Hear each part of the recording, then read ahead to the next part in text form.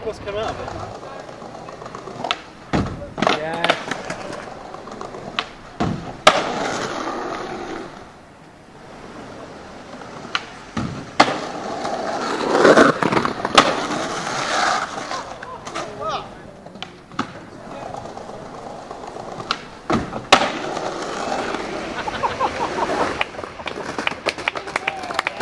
When it comes to Leeds spots, we have this thing where Leeds is quite a hooky city, so it's like lots of stair sets, there's not really many ledges, there's no mani pads, so it's more about like Millennium Square, for example, where there's the drop over the 4-stair down the 3-stair.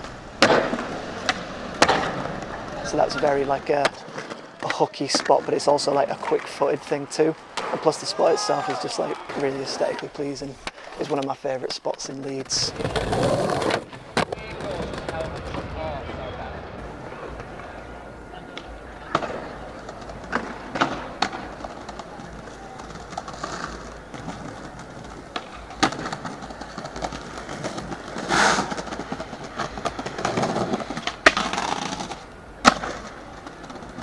The Mandela curb is a fun spot. A lot of people do like slappy stuff there, so it's like an angled small curb. Perfect if you want to learn slappies, but there's also right next to it like the famous L bar, so people have done tricks over that.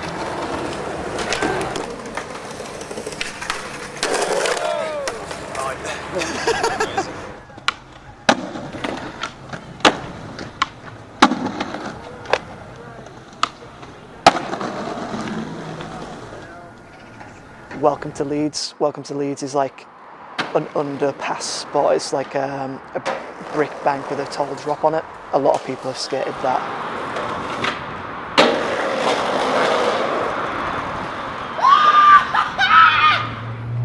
The playhouse used to be these red brick stairs. It was 3 10 stairs in a row, and Tom Brown actually ollied all 3 without a push in the middle, so that was probably one of the highlight clips that I remember of that spot. Tom Knox did fake ollie switch flip there, which was, the steps were like, each step was like half a board long, so it was a really long stair set. The playhouse has now changed, so it's got like a few ledge spots there now, and it's like where all the kids go. It's kind of like a Hyde Park. People go there and chill out and just skate the ledge.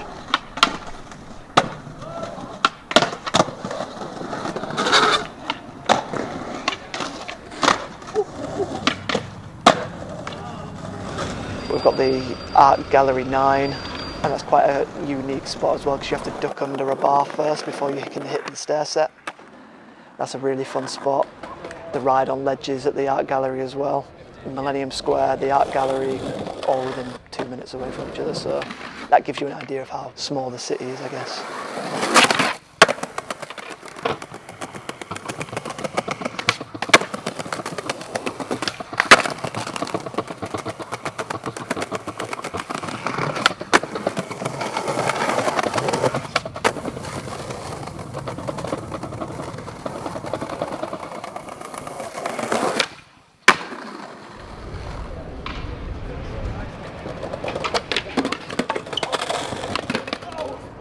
Amateur hour.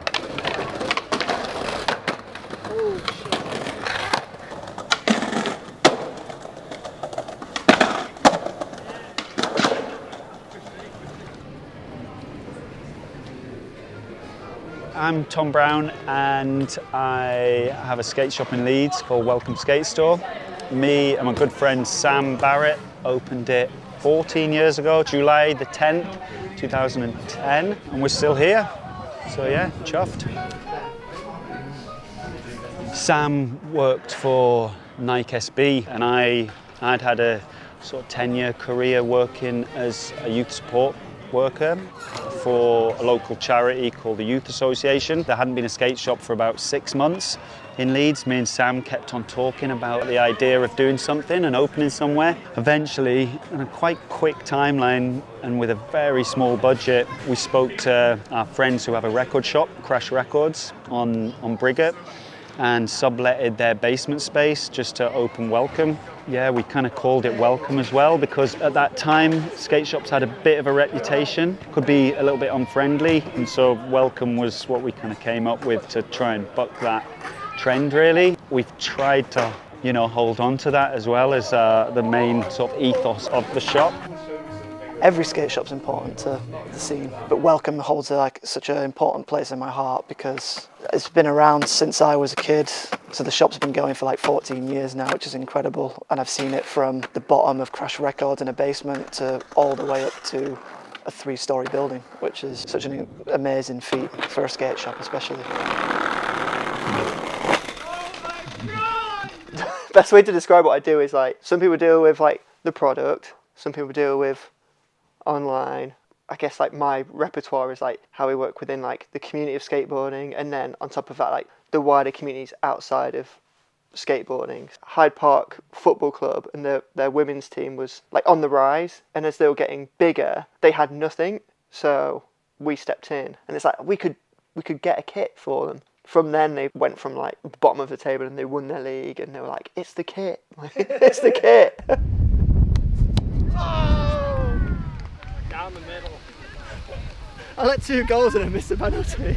I think between like me and everyone else, we understand like the power that skateboarding can bring. We're doing it because we care about Leeds and we care about West Yorkshire. He's helped with, and therefore Welcome have sort of helped with, in bringing in a really good charity called Forward Leeds. Same with the Ben Raemers Foundation, and what you've helped do with the suicide prevention training or suicide awareness training that you guys helped us with, and that was great to get the staff involved. And it seemed that was something that I'd never thought I'd see in a skate shop. I saw that a lot when I used to work supporting young people, but to see that happening actually in a skate shop, in a commercial business, is amazing, and all the love to Fraser for that, really.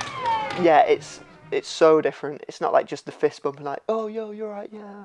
Is everything okay? Like, do you need to sit down? Like, we pride ourselves in like being a safe space for people, and that doesn't include just customers. I think it includes the staff too. Hyde Park's important to me. It's just like that hub outside, free to go there. Everyone's welcome. The second you fucking sit there, I can't do anything. Oh, that was dead. So yeah, the scene's changed hugely in the last 14 years since we opened Welcome. Not just because of Welcome, but just because of how the world's changed, how young people have changed, and how sort of broad and popular skateboarding's become. My dad's a butcher. Leeds is a city with 2 universities. So I think there's something like 70,000 students in Leeds, which is a huge amount for a city this size. So that basically means that the skate scene is constantly rejuvenating itself. People come, people go. You've got people from all different cities and all different places in the UK and the world who come to study, and then because of that they bring their friends, or friends visit. Yeah, so it constantly keeps it fresh. I think that's really helped.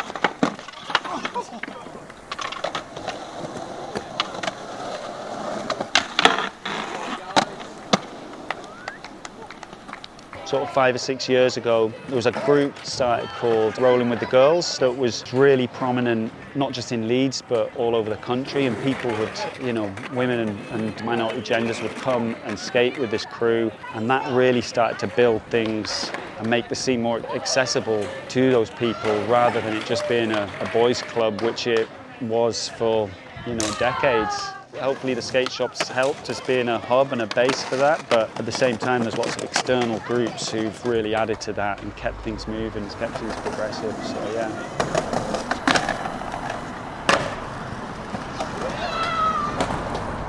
I think I was just bored of doing nothing on an evening, like just going out drinking. Just gets a bit boring, and I was like, I want a new activity, and I thought, fuck it, why not start skating? I mean, at first it was terrifying, but I don't necessarily think that's Leeds' fault. I think that's just skateboarding in general. I think anyone who starts skateboarding is terrified to begin with. I just went online and found that there was like Skate Society, the Uni of, found that. I was too scared to go on my own, but I found sort of places that like helped you in. I think the seeing representation of other women makes you want to skate more. Like when you see, as a female, and when you see like lads do a trick, you think sick, but I don't think it's like attainable. If I see a woman do a trick, I'm like, sick, it's achievable. It makes you want to skate more.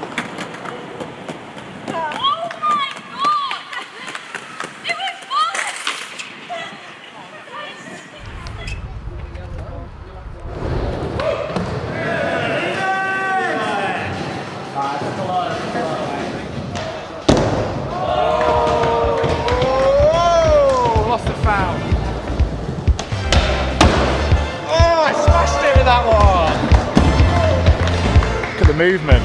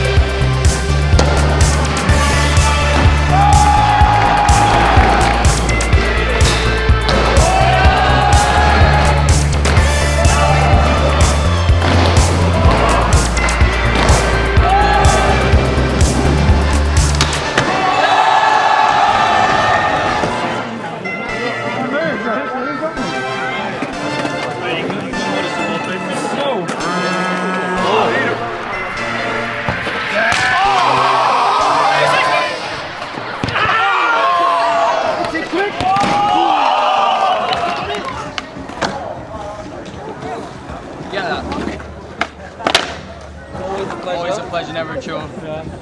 Forward Leeds helps young people and adults with substance misuse, so that's alcohol and drugs, all across Leeds. So we have hubs based in the city centre, Seacroft and Armley. There's a lot of different things going on, lots of different teams, so it just depends on what sort of treatment you need, whether it's harm reduction, so you're looking to sort of go back out into the community and have treatment that way, or whether it's like focused sort of intervention treatment or a detox, whether that's at home or in a rehab centre. Yeah, there's just lots of different things that they offer. Everyone's really, really friendly. I'd really recommend just giving us a call, like even if you're unsure about accessing treatment, we're always here just to have like a friendly chat.